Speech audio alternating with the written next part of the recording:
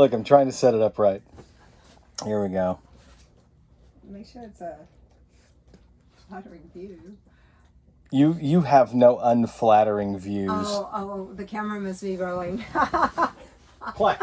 Would I ever? Yes. Would I ever say anything different? Yes, you would. All right. All right. Hi, I'm Rex. Hi, I'm Michelle. And we wanted to talk briefly about what it's really like to sell your home and everything you own, practically everything you own, donate a whole mess of stuff, throw away all kinds of things, and live in an RV. So we went from a 3,600 square foot home to a 34-foot RV overnight.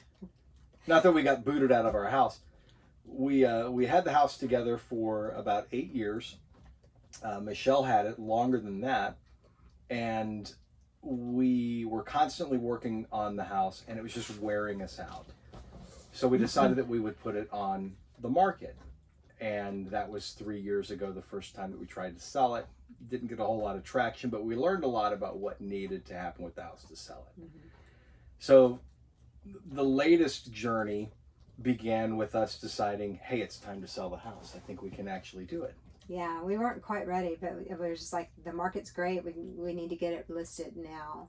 Yeah, about the time that you told me I want to put the house back on the market, I just shuddered thinking of all of the work that I hadn't done that needed to be done in order for us to really properly. We worked all the way throughout while it was listed, like the whole time. It just got better and better. But timing was important.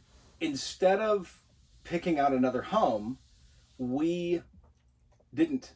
Well, we looked at a lot of things, but we didn't think seriously that we would sell it. So, you can't go buy something, especially in this market, unless you're sure.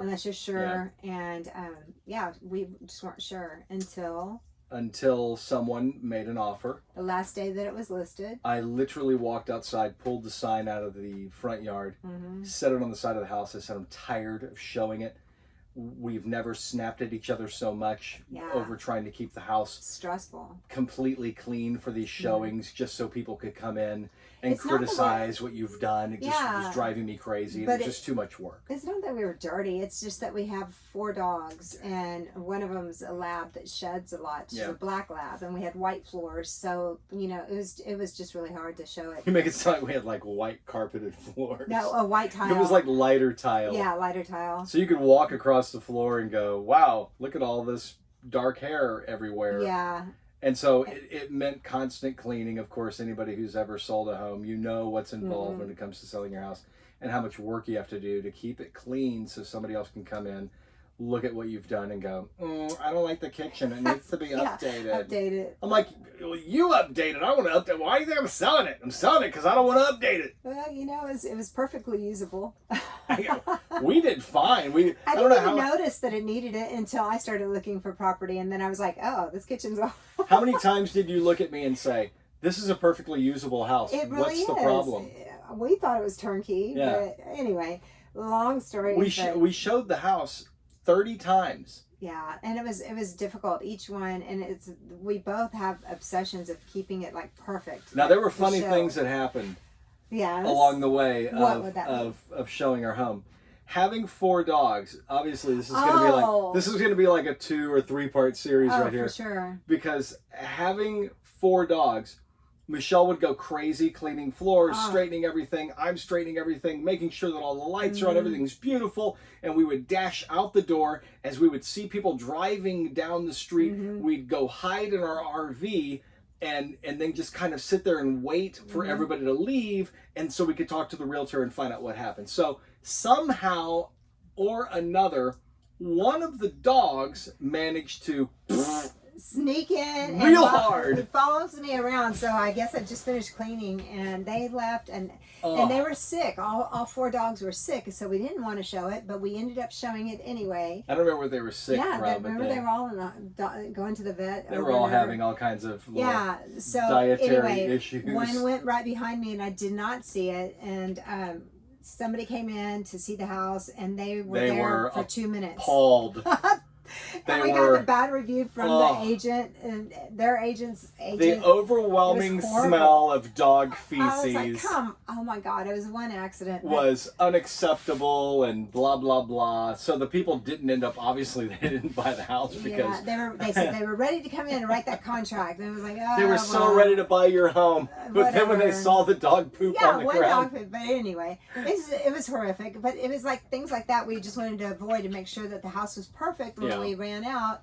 But it wasn't. And another time, this is the best, I'm picking up dog poop before somebody gets there, right? It wasn't in the house. It was like outside on the patio or whatnot. And I'm running by one of the bathrooms and I just chunked it in the toilet. And I flushed, but it didn't like really... It didn't, I don't think didn't really flush. Yeah. So after showing the home and coming back in, we're like looking around. Turn all the and I'm lights like, off and you're just like, oh, there's a bomb. And there's a bomb right there. And I'm like, I know they saw it. And they think that we pooped and didn't flush. I know that's what's happening. That was the first time we had it listed. It was pretty shocking. So, but where do you want to go now? Well, I think it needs to I think this first one needs to kind of taper off now. We'll come back and do another one. Okay, we'll do that. All yeah, right. but we have a We're lot not going to to tell you edit. This about. isn't going to be a channel where we edit the crap out of things and have like backgroundy music. That's work, and obviously we've given up on that. So join us for the next part. Stop sniffing me there. That's really offensive. That's weird. Nothing's happening between me and the dog.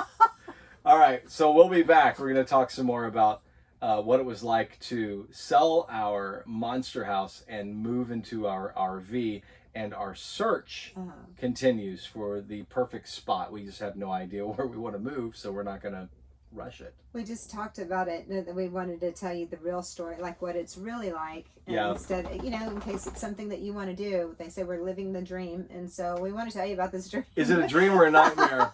Because there's a lot of crying in this dream. Yeah. All right, we'll be back. Bye.